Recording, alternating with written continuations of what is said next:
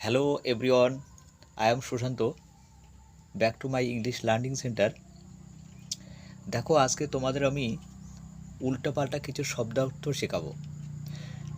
মূলত আউট কখনো শব্দের প্রথমে কখনো শেষে ব্যবহার করে কি তার শব্দার্থ পাল্টে যেতে পারে সেটা একটু আজকে তোমাদের দেখাবো।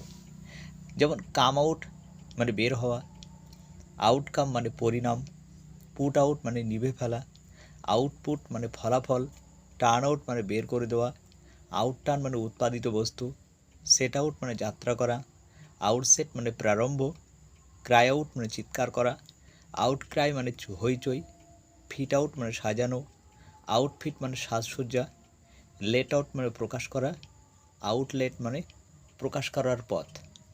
তা ঠিক আছে, আজকে এই পর্যন্ত।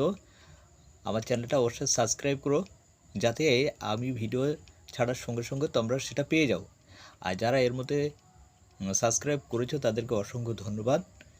আর ভিডিওটা একটা লাইক এবং কমেন্ট অবশ্যই করো।